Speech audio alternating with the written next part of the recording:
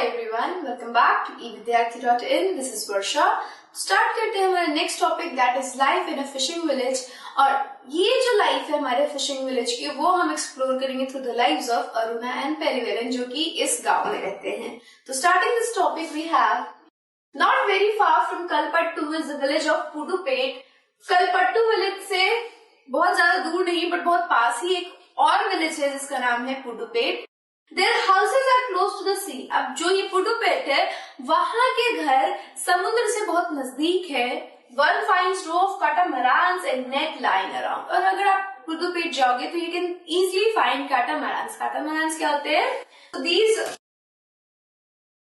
Boats जिसके अंदर हमारे फिशरमैन जाके समुद्र में फिशेस को पकड़ के लाते हैं, इन्हें हम काटामारान कहते हैं। तो यहाँ पे आपको आसानी से ये देखने को मिल जाएंगे और नेट्स भी बहुत सारी देखने को मिल जाएगी। सो ये क्या है, ये दोनों ही इस जगह के फीचर्स है कि आप आसानी से देख सकते हो। कोई भी जो भी फिशिंग विलेज है आप उसके अंदर देखोगे कि आपको बहुत ही ज्यादा तादाद में नेट देखने को मिलेगी और तो और काटामारान देखने को मिलेगी। नेक्स्ट देखते हैं। About 7 o'clock in the morning, the catamarans return with their catch and women gather to buy and sell fishes. So 7 बजते ही जितने भी काटामारान्स है वो वापस आ जाते हैं और जो women's है वो क्या करने लग जाती है, वो fishes को they start to buy fishes, they start to sell fishes। तो वो एक साथ इकट्ठा होके ये buying and selling का काम करने लगती है fishes का। नेक्स्ट देखते हैं। अभी आप एक छोटा सा एक सर्व दे रखा है जो पूरी स्टोरी हमारी अरुणा और पेरीवेलन का उसका एक छोटा सा पार्ट है जो कि इम्पोर्टेंट पार्ट है जो हमें पढ़ना है और उसके अंदर उनकी पूरी लाइफ कैसी है, कैसे वो इनकम जनरेट करते हैं वो समझ जाएंगे हम। So the money I get from the auction will be divided into 4 shares। अभी देखो, अब सभी कोई क्या कर रहे हैं, बाइंग एंड सेलिंग कर रहे हैं। सेलिंग को एज अ ऑक्शन भी माना जाता है कि मैं इतना बोल रही हूँ तो तुम मुझे इतना दोगी या नहीं दोगी। तो ये एक तरीके का नीलामी होती है, ठीक है। तो जो भी इन लोगों को इस सेलिंग के थ्रू पैसे आएंगे उसको 4 शेयर में डिवाइड करती है अरुणा। 4 पार्ट में अरुणा डिवाइड करती है। 1 each for each person who went fishing and the 4th one is for equipment। अब हर किसी को एक एक शेयर मिलेगा। तो ये 3 लोग हैं, अरुणा खुद, उसका हस्बैंड पेरीवेलन और उसका भाई, एक और भाई है जो कि क्या करता है इनके साथ हेल्प करवाता है, तो उसका भी शेयर होता है। तो 3 शेयर है, तीनों को अलग अलग पार्ट में डिवाइडेड है, मनी मिल गई। चौथा जो ऑक्शन की मनी है, जो 4th पार्ट है हमारे ऑक्शन का, वो कहा जाता है The 4th one is for the equipment। वो जो चौथा पार्ट है वो इक्विपमेंट के लिए जाएगा।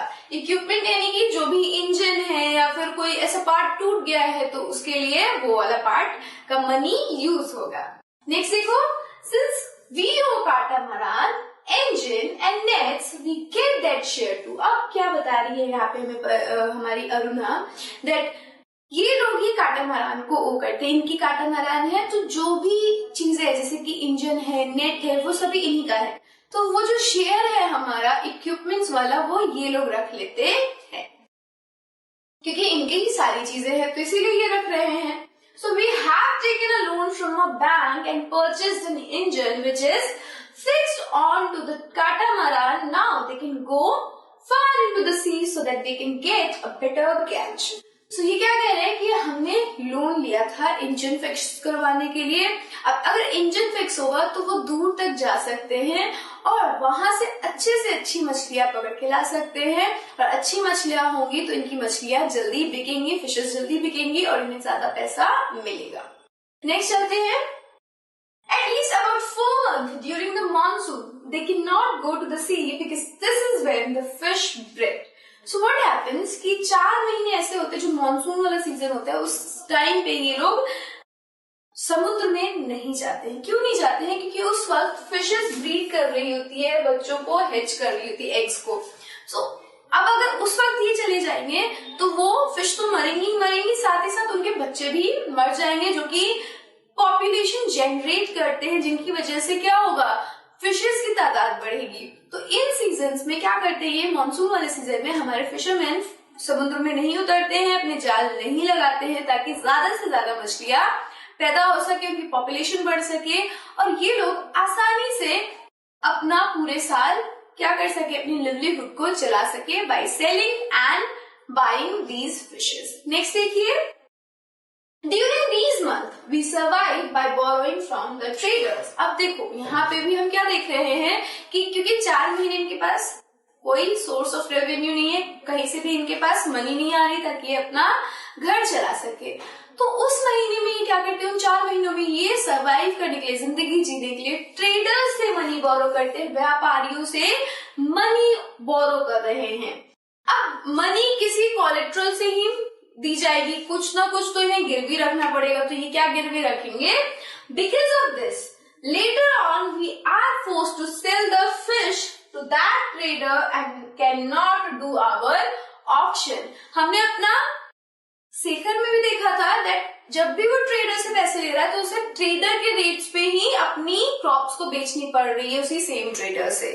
सिमिलरली यहाँ पे भी वही होगा, अगर ये लोग लोन लेंगे तो ट्रेडर्स को ही अपनी फिशेस को सेल करेंगे, और अगर फिश को ट्रेडर को सेल करेंगे तो ये ऑक्शन नहीं कर पाएंगे, कोई रेवेन्यू जनरेशन नहीं होगा, कोई पैसा नहीं मिलेगा इन्हें through selling of fishes. Next चलते हैं रूरल लिवलीहुड। सो नाउ अब हमारा ये पूरा चैप्टर अल्टीमेटली यहाँ पे खत्म हो रहा है। नेक्स्ट क्या है हमारे पास? रूरल लिवलीहुड, यानी गांव में कैसे आजीविका चलाई जाती है। People in rural areas earn their living in various ways. Some work on farms while others earn their living on non-farm activities. हमने देखा कि हमारे ग्रामीण क्षेत्रों में क्या हो रहा है, जो लोग हैं वो अलग अलग एक्टिविटीज से अपना लिवलीहुड चलाते हैं, अलग अलग प्रकार से अपना जीवन जीते हैं। कुछ लोग फार्मिंग एक्टिविटीज करते हैं, यानी खेतों पे काम करते हैं, तो कुछ लोग नॉन फार्मिंग एक्टिविटीज जैसे कि टीचर, वीवर और ब्लैक स्मिथ का काम करते हैं। सो ये डिफरेंट एक्टिविटीज हम अपने रूरल एरियाज में देखते हैं। Working on farm involves operations such as preparing the land, sowing, weeding, harvesting of crops. तो ये कुछ ऐसे प्रोसेसेस हैं जो हम क्या करते हैं फार्मिंग के दौरान देखने को मिलते हैं, चाहे वो लैंड की प्रिपरेशन हो या फिर बीज को बोना हो या फिर वीडिंग हो। तो ये सारी चीजें जब भी कोई फार्मिंग एक्टिविटी कर रहा होता है तो हमें देखने को मिलती है। We depend on the nature of growth of these crops, hence life revolves around a certain season. So what happens? क्योंकि ज्यादातर लोग हमारे गांव के किस पे जिंदा है, किसके ऊपर उनकी आजीविका चलती है? फार्मिंग एक्टिविटीज के ऊपर। तो फार्मिंग एक्टिविटीज पे डिपेंडेंट है कि क्रॉप्स की पैदावार कितनी हुई, कितना फसल उपजा। फॉर इंस्टेंस अगर कुछ बाढ़ आ गया या फिर ज्यादा पानी हो गया, सूखा पड़ गया, अगर हमारा पूरा का पूरा फसल बर्बाद हो गया तो फिर क्या होगा? उस किसान का क्या हो जाता है? प्रॉब्लम हो जाती है, उसको लोन लेना पड़ता है। और अगर वो फसल किसी बहाने फॉर इंस्टेंस कि उसमें पेस्ट लग गए, कीड़े लग गए, तो भी वो फसल खराब हो गई तो फिर किसान को प्रॉब्लम्स आएंगी। तो पूरी की पूरी जो लाइफ है हमारे ग्रामीण इलाकों में वो हमारे क्रॉप्स के ऊपर डिपेंडेंट है, हमारे फसलों के ऊपर डिपेंडेंट है। तो ग्रामीण इलाकों में हम क्या कह सकते हैं? ज्यादातर लोगों का जो जीवन है वो कौन चला रहा है? फार्मिंग एक्टिविटीज ही चला रही है।